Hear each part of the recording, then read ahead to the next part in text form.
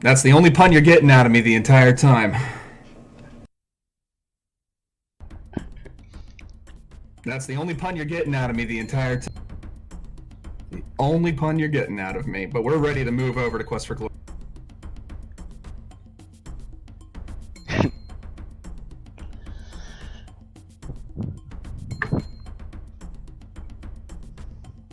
Which looks like it's ready to go also.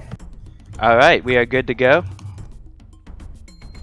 Yep, should be a seamless start, he said, so I would kick it over. I can see everything. Alright, cool.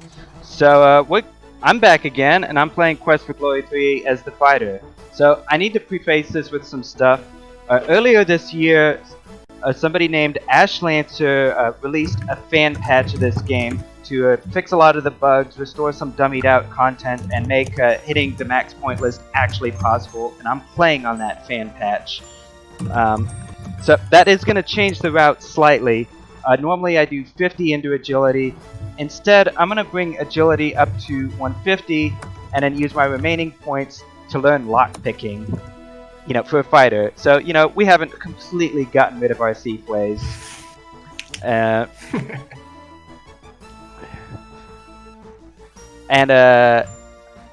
David is cool, don't you think? I think David's a great, I don't know. I think David's it's a perfectly good name. Alright, so we'll go ahead and start this in 3, 2, 1, go. So first off, we're going to start off skipping the opening. This game's a little bit easier to run than Quest for Glory 1, it's true. It's a lot slower. Reminder to buy poison cure pills on day 1. Okay, remind me again after I have caught the thief. I'll do my best. We're a couple seconds behind. Okay. Anyways, I'm going to start off with the skill slider to max and running. Gonna go straight to the Bizarre. Is that how it's pronounced? Actually, I gotta ask this guy about Honeybird first, because that's a prerequisite for the Honeybird showing up in the Savannah. But while I'm here, a thief's gonna steal money and run away, and I'm supposed to chase him and catch him. But we've got some time. We might as well do a couple of things while we're at it. Yeah, I got time to exchange my money, do a bit of shopping here. I'm gonna need these things later. And then chase after him, and I get points for that. There's a little bit of dummied out dialogue that's restored here. You realize the speaker is referring to you, but it's not too much. In front of the king, we're just gonna admire ourselves, because why wouldn't we admire ourselves? I'm gonna go into the temple up here, because this is a prerequisite for getting the Gem of the Guardian later. You don't know to ask about it unless you've been here. And then now I need that reminder to buy my poison cure pills. Reminder to buy your poison cure pills. Thanks! Reminder, real quick, buy those pills. What pills? Specifically the poison cure variety. So this is Salim. He's our hippy-dippy apothecary.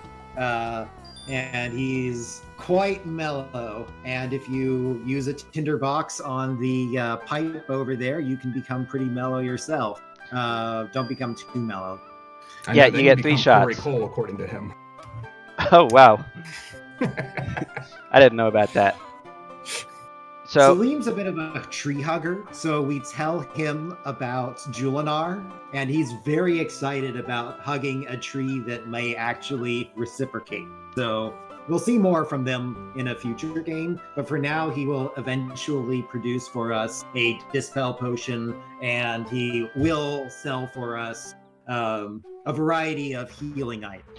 in the meantime, I ate at the inn because that's a prerequisite for the survivors showing up there later. And I'm going out into the savannah just to kill time. That's actually bad news for me that it's the dino that I got as the random encounter. I had my skill slider up so that I would get a random encounter quickly. The fighter is going to have to train, and he's going to have to train a lot. And I'm going to start off with weapon use because I have to kill a lot of things, but I don't have very good skills right now. It's unfortunate that the dino is first, because the dino is the hardest thing to hit in the savannah, and I would have tried to kill it there if I had had a chance, but the dino is too hard to hit. Anything else I would have gone for. With my health all the way down like it is now, I'm gonna go train something else because I can't risk doing any more combat on this day, but I do need to train throwing, and I only need stamina for that. I'm specifically gonna do like 2 batches of rocks, and that's enough to get my throwing up to about 215 or so. I'm looking to be at least 205. So you may notice that as he gains throwing skill, his rocks will slowly converge to actually hitting the place that he tries to throw it at. So that's a nice little indicator there for how good his skill is. You can also just check his character sheet explicitly to be sure. There are several competitions he needs to do well in when he eventually reaches Simbani village, and then eventually tries to become a warrior for that tribe. So he needs to be good at throwing. He needs to have enough agility, that sort of thing. So Yeah. agility turns out to usually be the big limiting factor, and it's also the biggest source of RNG. You could potentially get through with not really all that much agility beyond 200, but So, am I gonna get iron? additional point very significantly increases the odds that you'll do well in the bridge competition. For now, we're done training our throwing for now, and we're going to try to sleep, but we get rudely interrupted by this croc. Yeah, that's pretty rude. So, Oh, I actually could have as beaten a him there. fighter, yeah, as a fighter, we will eventually have to take out one of each of the different types of Another random one? enemies that. Oh, oh. That's some poor RNG. Well, okay, I can't take that one on. Not with my health and stamina as low as it is. And your attitude. So I'm gonna expect Arn now. Yeah! Oh, I there's cannot get a good night's sleep. This is the worst RNG I've seen in a while. There are actually quite a few Easter eggs in this game. Arne Saknussen is sufficiently common. I'm not even sure to call him an Easter egg. But there's all sorts of random stuff you can find in the savannah. Arne will just randomly show up whenever you are trying to sleep anywhere in the savannah. And he'll only show up once, though, so we won't have to do it again. Next up, we're dealing with the Venomous Vines, the most baffling puzzle ever.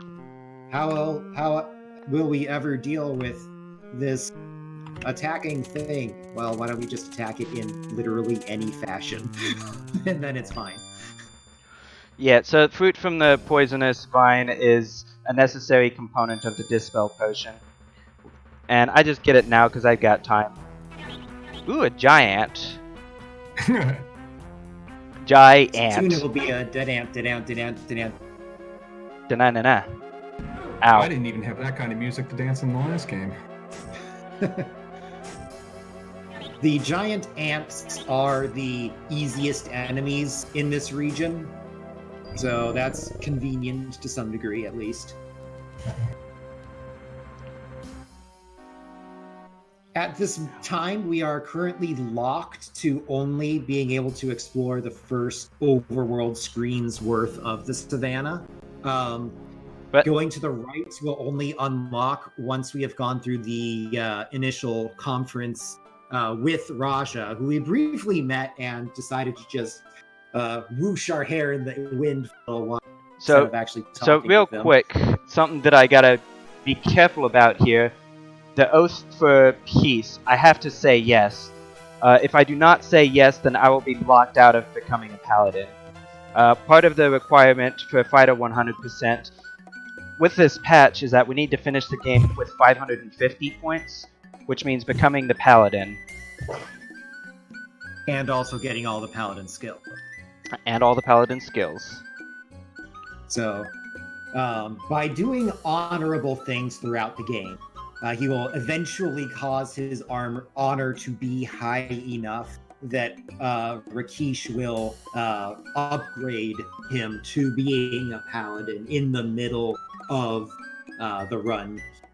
And this is basically the same sort of procedure, and in fact performed by the same person as would have happened previous game, were we a fighter and, being all paladin-y at that time. For now, though, Rakesh escorts us to the Simbani village, who the people here are on the brink of war. A great cultural symbol of theirs, the Spear of Death, has been stolen by, presumably, the Leopard Men. Also, the Simbani people inexplicably have acquired the Drum of Magic, an extremely important cultural symbol of the Leopard Men. Unsurprisingly, if you go to the Leopardman village, you'll find basically the same story. So I would really like the chief to know about peace. I have time to kill here, which means I'm just going to tell about peace over and over again. Otherwise, I'm just waiting. Telling about peace is going to get my honor pretty sky high. Oh yeah, you should remember to honor grind on Harami also. Oh yeah, that's the one I keep forgetting. And ask Uhura about the spear here, because if you miss this, it's gone. So here's the reason why I started the game with lockpicking. In the patch, you are actually given lockpicks if you have the skill, and you can practice the skill on this chest. So why am I practicing lockpicking? I don't really need to do any lockpicking. However, doing this is going to train my agility, and I'm going to drain my stamina bar before going to sleep for the night. I really need as much agility as I can possibly get. Like, even if I hit the minimum amount necessary, I still would really like a lot more than minimum just to be safe. I would also like to point out that we are demonstrating our lock-picking skills right in front of the face of the paladin. He knows what we're about. Paladin Liontar at that, so this is either brave or stupid, possibly both. He knows exactly who we are. Well, he probably thinks we're misclicking and just trying to put our lockpicks into the chest, so he feels a little bad for us. So we pretend we want to play the called Owari with Yesfusu there. It's actually a pretty fun game, but befriending Yesfusu just involves causing the game to believe you have tried to play Owari 3 times. So we just sit down, stand up, sit down, stand up, sit down, and say, hey, let's be BFFs, and then we're BFFs. So... Isn't that how you make friends? Not always. Anyways, I just did Not like spear we used throwing to. with Uhura. That didn't get me any points, but it is a trigger for Yohari getting captured for the fighter, so I have to do that in order to progress the game. We're going over to the bridge here, which is worth points.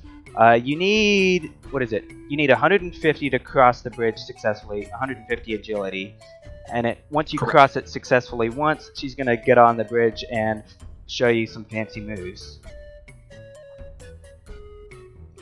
And if your agility is really up there, depending on your skill slider, she will get up there herself and challenge you to simulation of the contest that we will do eventually against Yesfusu, our recently found BFF. And we don't actually need to defeat Uhura, we just need that challenge to have occurred. So we will leave the area, re-enter, and see if we can trigger that.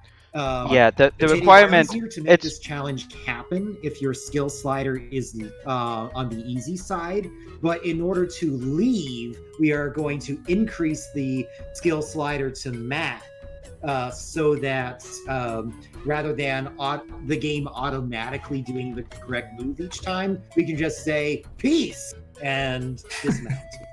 Yeah, so you don't have to beat her, you only have to challenge. I just got the points right there. So, sayonara.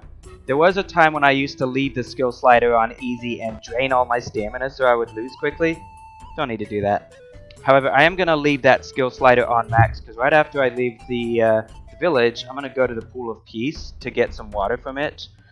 It's a component of the Dispel Potion, and helps me get another component, but I want to see an encounter before then, and there's the Croc, which is really what I wanted to see here. I haven't beaten it yet, right? One yet? No. Despite having seen how many? Well, this would be the third one. Yeah, this is the first daytime Croc. I mean, this one's probably drowsy from chasing us all night. Anyways, 3 rounds of weapon use training I think will put me where I need to be, and ow, he's hitting me a lot. I should be... Whoa. He's hitting me without even doing anything. The combat engine for this game is kind of glitchy, unfortunately. More so than the other games, I would say. I would agree. Anyways, drinking from the Pool of Peace will instantly restore all my stamina, which means I'm going to be able to train again today. Although I'm probably not going to be able to beat another encounter. Just spazzing out in place is good enough. Whenever David is saying he's training his weapon use or training his agility by... Perhaps it is not clear on the screen, because what he's doing is he's just holding down the key for the relevant button, and the game is just rapid fire performing that action without completing the animation. Oh boy, it's the Cobra. So the Cobra is the main reason that I have poison cure pills. I'm prone to getting hit by its attack, and that poisons me. Like all enemies, whether or not he actually attacks, you may... Yeah, in fact, I'm not even going to bother trying to train on this thing, because it's also the hardest thing to hit in the jungle. Only takes 4 hits, though. And lucky me, it is nighttime. Look at that. Poor little snake. Never stood a chance. Swords and serpents. Did you get poisoned in that battle? I don't think I did. Nope. I probably should have double-checked that. Because, you didn't. You're safe. Good, because I went straight to sleep. Nothing will bother me if there's a dead corpse there. So that's pretty lucky. I want to see one more encounter before I get to the giant tree. Another flying cobra, which I'll go ahead and take, but this time I'm no longer training weapon use now. I'm training dodging, in which I'm spazzing out. Training dodging gets you agility.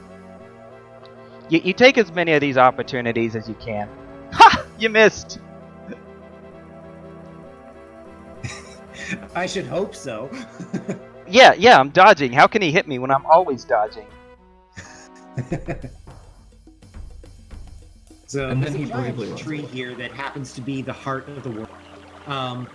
One convenient feature of this area is that once you reach the very... all of your HP, SP, MP, eating state, and sleeping state, all of that is refreshed to full. So that's pretty convenient. But first we have to stop by here at the Guardian in order to get a gem so that we will qualify to get our Ka Wade. No, that's not a snake from the Jungle Book. It's some more spiritual stuff. And that will give us our form of our prophecy for this game. All of the games have some sort of prophecy that you can learn about. And this one is a pretty interesting and somewhat psychedelic approach to it. We'll see that in a little while. First, we need to deliver some of that awesome Pool of Peace water to the heart of the world, and it will reward us with a fruit, which, again, is a component of the Dispel Potion. And I will point out that the ingredients of this Dispel Potion are a lot more appetizing than either of the previous 2 games. That's a matter of opinion. Right. Anyways, so I do have all the... Jumping up at the opportunity... Yeah, I do have all the ingredients for the Dispel Potion now.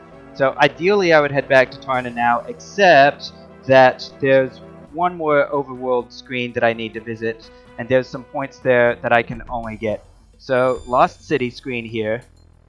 There's 2 things that I'm looking for. First things first, my first encounter is always going to be the monkey Manu trapped in a cage. You get points for releasing him, and a paladin who does not release him is not a paladin. Is that a Zen thing? I don't know. We also need to find one random encounter that can only be found here. Yeah, unfortunately I ran into the wrong one. The demon worm can also be found here and only on this screen. I went ahead and took some combat training from it. But because I'm going to be pretty low on stat. Right. You have to actually go into the menu and make camp before you can go to sleep. and I'm likely to be interrupted by a croc or a kitty. Kitty I would be okay with. Kitty. Leopardman. Oh, right. So the Leopardmen, I guess we should talk a little bit more about. They are magic users. They are normally just humans, but they transform themselves into cat people. And the Simbani absolutely despise magic, so that's part of their conflict that they have. It's kind of cultural problem that existed before the. We're getting some awful luck. Sheesh, we are like every time you see the screen shaking, that's not what I'm looking for. The demon worm is a required random encounter, but I get it for free later in the game. No, that's one of the. That's an unfortunate downside to running the fighter out. Okay, I got a Leopardman. You can buy a little bit more food later than you would. At least we found a kitty. Meow. Yeah, so even though we're supposed to be negotiating peace, you do get credit for killing one of these. Even when you're a paladin! Well, it makes sense. I mean, it probably got bit by a snake earlier. Next thing you know, it had rabies, shooting magic at you. At least that's the way I like to think about it. I mean, these Leopardmen are, I mean, that's what they're magic, so they're constantly casting stuff at you, and whenever they show up at the bottom end of the screen right there, there's really nothing to do but hide for a second. So, this game starts you off pretty much loaded in terms of if you do squander enough money that you have to get some more, robbing the corpses of Leopardmen and Crocs are pretty much your only way to get anything extra. Yeah, but as long as you don't waste money, you'll be fine. You get out of Shapir, having recently been upgraded to being the prince of the region, as the Sultan has adopted you. So you may or may not have a Scrooge McDuckian pool over there. Aha! Aha! Man. So the Ape Man. Technically, there are Ape-Men enemy in the final region of the game that you can guarantee encountering later. The problem is that for whatever reason, even on Ashlancer's patch, those ones do not count for credit towards having defeated one of each of the types of enemies that you have to do as a fighter. So we have to hunt one down now. Yeah, this game is known for its very low production time, so there was not as much time for debugging this as there were some of the others. In particular, the point lists didn't even add up. Correct. This is also one of the first point-and-click engine games that they created, so I'm sure they were also debugging just the engine itself as much as trying to debug their particular game within it. Okay, we're back on track though. So Bonnie Village, so we might be able to listen Storyteller, to here we go. Storyteller. Nice. Hooray. This game features a lot of lore, especially the ratio between lore and puzzles you have to solve is completely out of whack compared to all of the other games in the series. So some of the points we need to get actually involve hunting down the storyteller and also the survivor from the initial peace mission that was trying to reunite or at least stop the hostilities between the Simbani and the Leopardmen. So just finding those people so that you in principle can hear a little bit about how the world is progressing here. That is some of what we have to set up ahead of time to make sure that the proper flags are set that those events can occur. Yeah, I ran into a giant on the way back to Tarna. Free training. Not what I was hoping for though. There's still one random encounter that I haven't fought yet, and not only do I need it for full points, it's required for actual progression. Yeah, the Running Death dinosaur has a horn on cut off as a trophy, and that horn is the proof you need that you are to try the Simbani warrior initiation ceremony, and you'll be entered along with Yesfusu once we get there. So we're back at Tarna now, and I'm actually going to... Is it pronounced Bazaar or Bazar? I don't know. I think it's bizarre. Which one can I Seems like steal? a bizarre from? way to pronounce it, though. Anyways, I'm buying all the things that I didn't buy before. Gifts to people.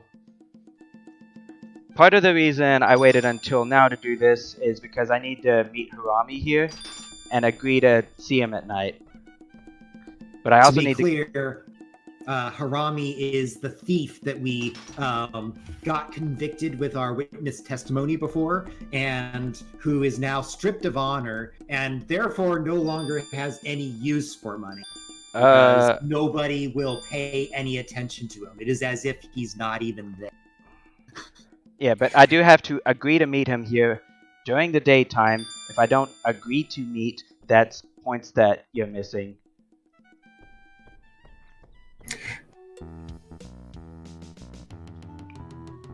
Anyways, we're gonna give the Dispel Potion ingredients to Salim here, but he's not gonna have time to make it right now, so we gotta wait until tomorrow before we can get our Dispel Potion. So we're just gonna spend some time in Tarna right now. Yeah, he's not nearly as efficient as the potion seller in Quest for Glory 1 or the apothecary in number 2. So real quick, there's 2 empty pillow seats here. If you see that, then that means that the survivor is here. So you sit down and you say goodbye, and he's gonna show up. And then you're gonna also order a meal if you're hungry. And then I'm gonna go see Harami in the bazaar, give him meat, or else. Honor grind? Sure. Okay. Yeah, I'll do it now just so I don't forget it. So, in order to become more honorable, you do various things that are nice guy things, such as offering some money to someone, even if it turns out that they don't need it. I think we go a little bit beyond that here, because Harami will reject our offering of cash because he has no use for it, but the game doesn't keep track of the fact that you've done that, so you can keep getting more honor by continuing to taunt him with the very thing that he had gotten himself into this awful mess through before. Anyways, so with this prophecy stuff, you need to make sure you select one option that's compatible with your class, which I did, and pick any of the top 4 options. They're always in order of straightforward, intelligent, devious but heroic, and compassionate answer. And then you wake up in the inn. Our Ka being weighed there by the animate statue within the temple, which presumably is one of their gods. So, kind of a religion brought to life.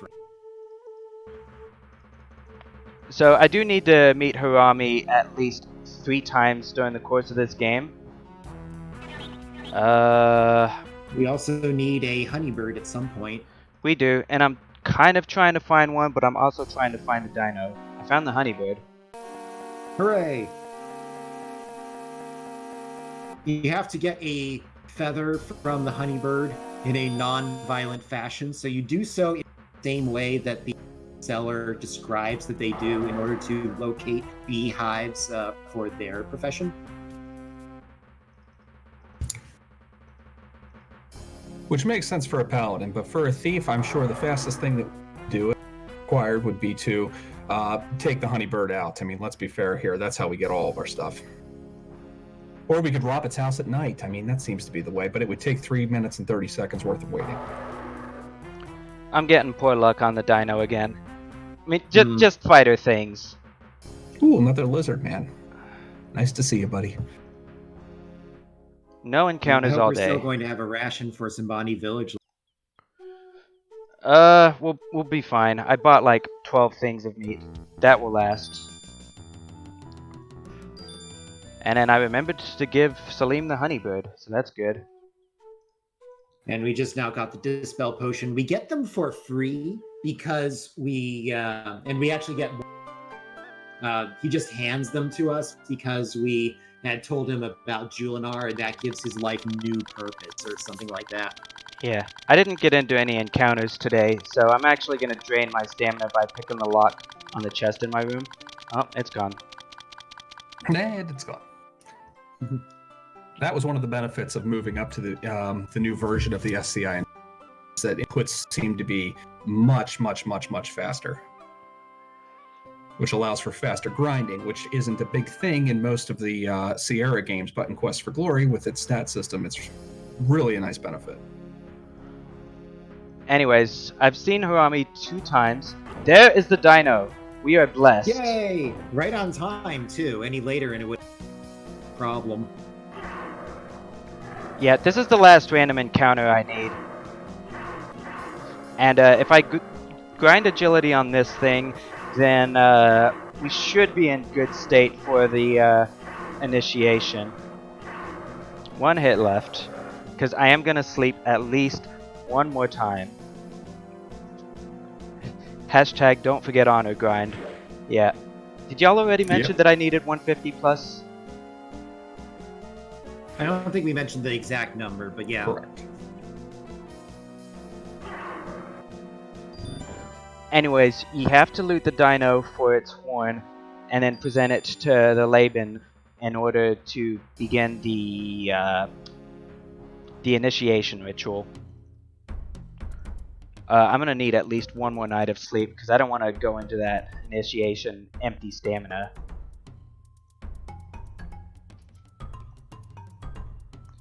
We also need to. Have you talked with the Liban about the spear and the drum? Yes, I made sure to do that after the storyteller. Okay. Safety save here, just in case. For some reason, this patch has crashed more on me than the GOG version has, so I want to be a little bit safe. It is a work in progress also in doing things the original game couldn't. Getting all those little extra points that were missed, because I think we had in the original game that like 487. So I gotta interrupt real quick. If you use the ration on the Awari board and then use the Dispel Potion on Yohari, you will get this every single time.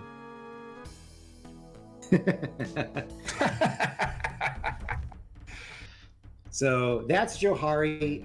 That was the leopard man, or at least I thought it was a leopard man, that they captured in the Simbani village area. And you dispel her, and suddenly the Simbani people go straight from clamoring for her murder to getting in line to marry. Forcibly. Against her will. We need to preempt that because we definitely want to purchase her as a bride, because that's how it works in this particular village.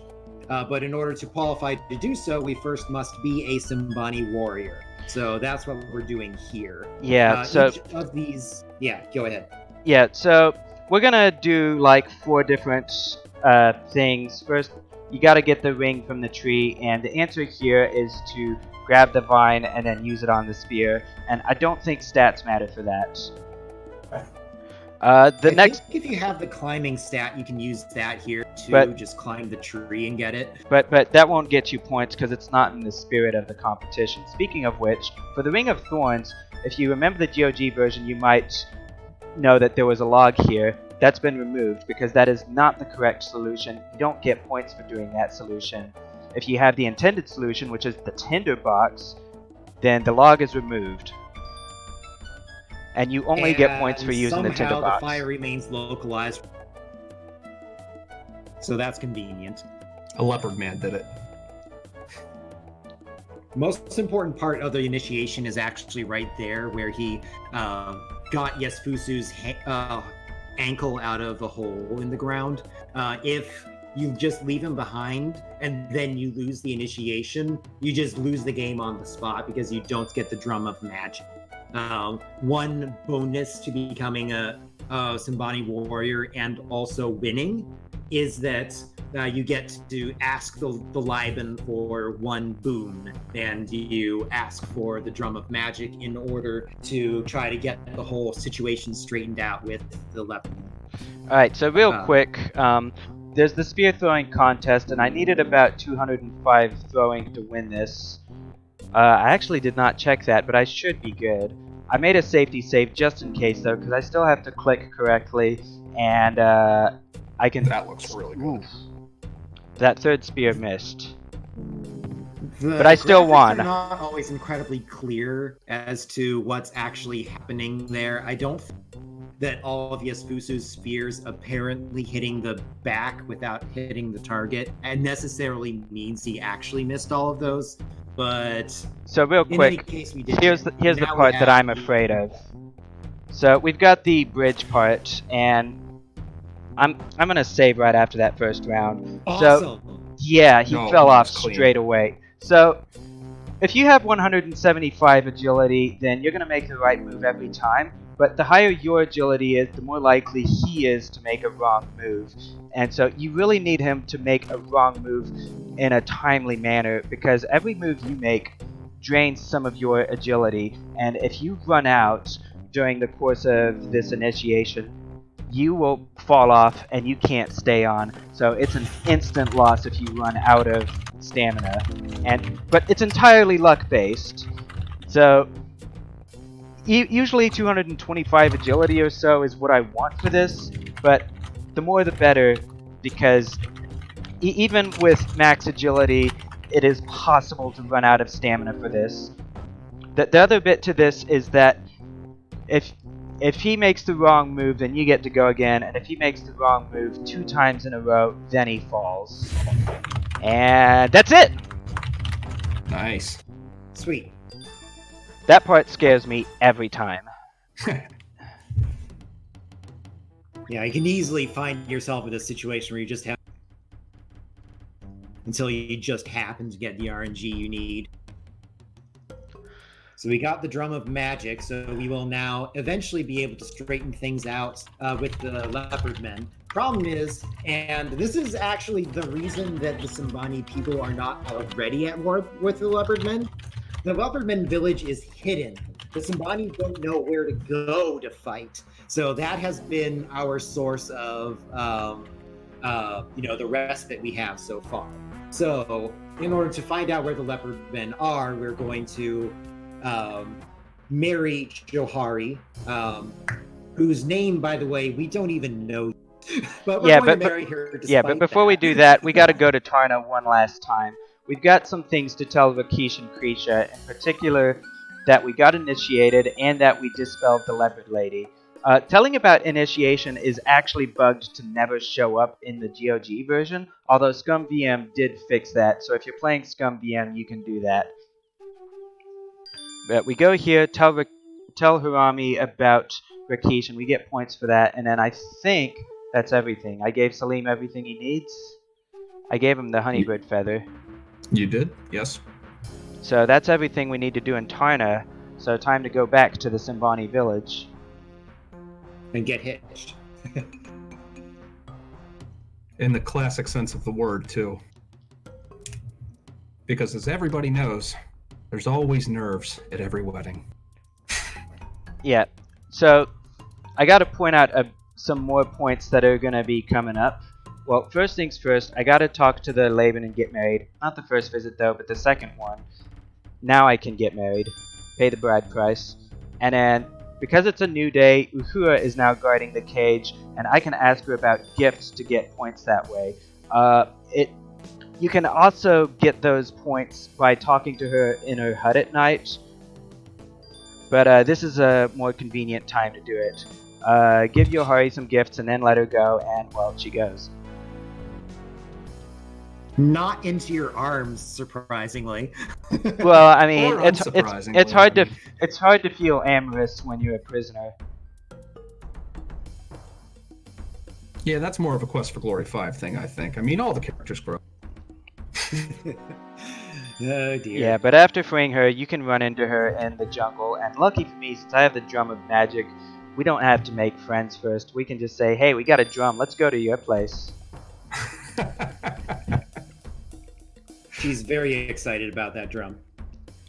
So the Drum of Magic is equivalent to the Spear of Death that the Simbani people had lost. So we're just going to trade those items back to the people where they belong. And this will, of course, bring peace to the people. But first we need to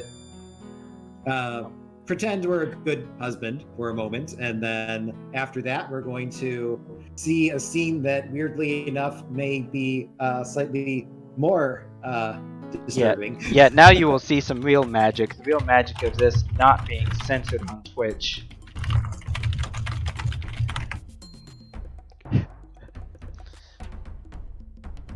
So this is the transformation ritual for the leopard men, where they become, cute little kitty cats. And after seeing all this stuff, we then head in with the Drum of Magic and do the exchange. Yeah, we saw some real magic there.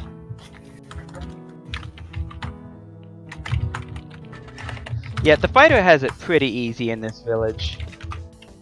He already has what he needs.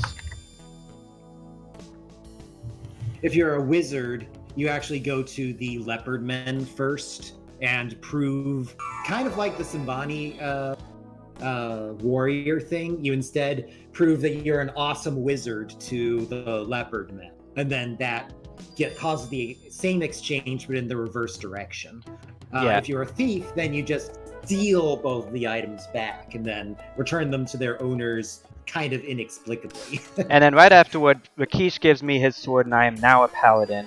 The requirement for this is just simply that your honor is 150 plus and that you did not do any disqualifying actions.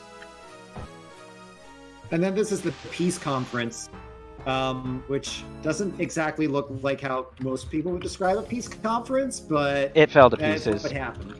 Turns out a demon possessed the leopardman leader and caused some trouble there. Alright, but here is a scene that was dummied out in the original release but restored for the patch. You go to the Simbani village, you're gonna find Uhura here mourning the death of her chief. And, well, we're gonna be consoling her about it a lot. And that makes sense. I mean, she feels pretty bad about this whole thing, and that's her chief. I mean, I get that. But the reason we're doing... We may have rushed out of there, but...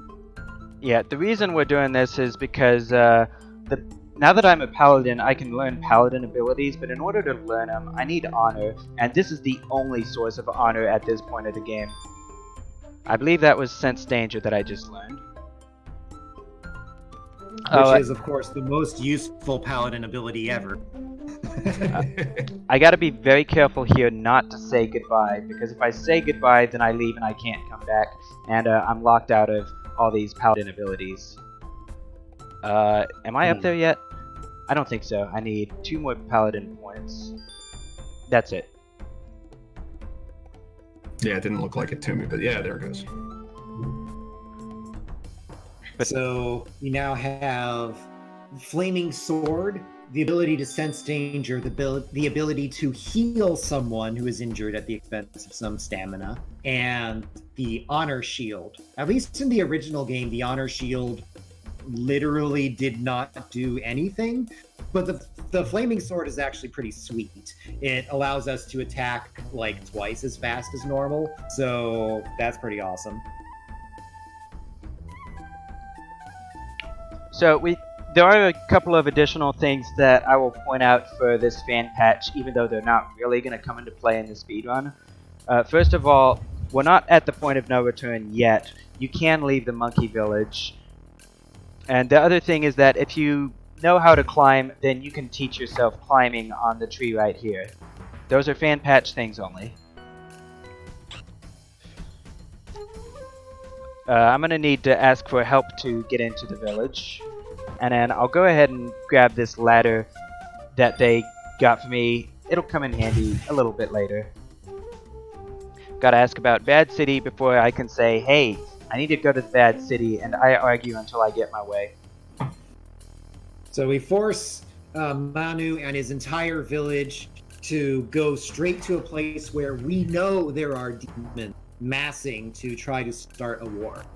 Demons have been manipulating this whole war situation to try to create like enough death magic or something like that in order to eventually bring forth the demon lord through the world gate they've put together to try to bring demons into this realm. Yeah. For now, the scariest demon that is out here is a demon wizard who had actually had a combat with Rakish in the past. Rakish's leg never really healed from that, and that's why he's not out doing most of the legwork, as it were, for heroing Visitor. And why he felt so confident that he should swear an oath. Right. Yeah, swear an oath and then the hero does the work. Yep. He has confidence in us. He knows we're a player character. He knows how. Which is We why don't it was win, so we'll great. just reload until we. So on the way to the Lost City, a demon worm is going to attack us while we are escorted by monkeys. This thing counts for random encounter credit. Not only that, but I get separate credit specifically for killing this one. So if you want demon worm, just kill this one. Now the paladin skill is in case the monkeys are more sensing danger. So I turned the skill slider up because I am going to need to lose health going forward, although the demon worm didn't get a single hit on me. Lame. Yep. That's alright. Little known feature of humans, we all have that built sense danger. It's called eyes. It's one of those things that, we use.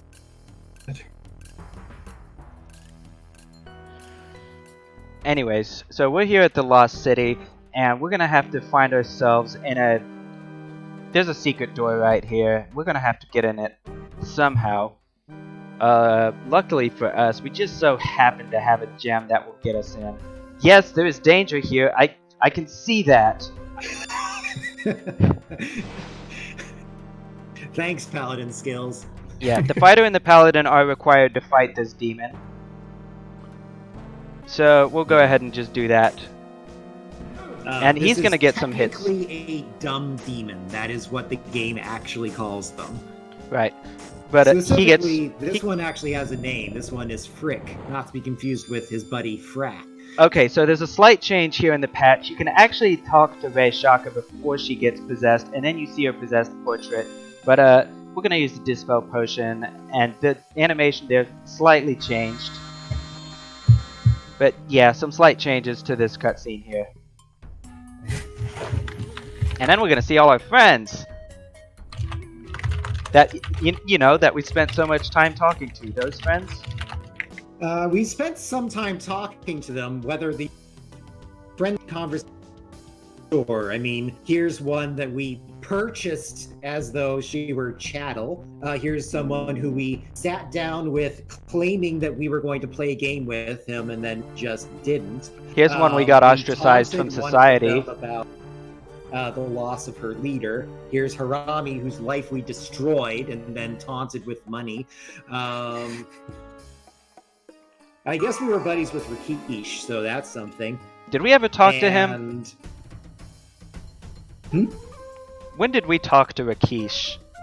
In this game, he Oh. talked at us. Oh, Yeah, I suppose that's we swore an true. oath alongside him, which okay, alright. And then And there's he a wants monkey us to whose watch. entire family we got. we drug his entire family into danger. Of course he's going to show up. Anyway, so we're gonna have a bit of a mirror match here. We're all gonna face our demons. Literally. But this is a fight you cannot win. In fact, the demon will not take any damage on his health bar that you have not first taken yourself. And the battle is going to end automatically when we get low on health. So the skill slider is up so that he will hit us more. But I'm also going to help by training my weapon use here. And by training, we mean spazzing out, of course. How else would we do it? But then Harami's going to come and decide, you know what, I changed my mind, kid. Let's blow this thing and go home. At least that's his excuse. I bet you he thought he was stabbing. Okay, so now we face the demon wizard himself. automatic save because the screen runs slowly for some reason unless I do that. I don't need to turn the skill slider down for this gargoyle because he's going to be pretty easy. If anybody knows... Well, this final battle is going to go just a little bit differently in the patch. A little bit spoilerish. He's going to shoot at me and I can't do anything unless I learn to protect myself first using my magical shield. And then I can knock down the gargoyle, walk across, and it's going to grab my legs, so I'm going to grab my sword. Throw my sword, sorry. Time's coming up really soon, and... come on. Time. Okay, so shortly thereafter, we are going to be afflicted with dark magic. Yeah, get your as sour we- please in chat. Yeah, Rakesh will proclaim this is dark magic, and then tell me how cool I am. Yes! David is cool. I believe that too.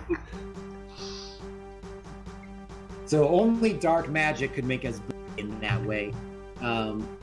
Part of the gimmick for the final battle there is no matter which class you were, your most prized possession is the thing you have to use in order to defeat the demon wizard. But first, So- point check. 550! Sweet. 3 for 3 Oh, so far. things continue to go correct for us. That's got to end now. That's Well, got to we end. have Yeah. quite a bit of leeway, actually, so... Yeah, it's time for Quest for Glory 4 now.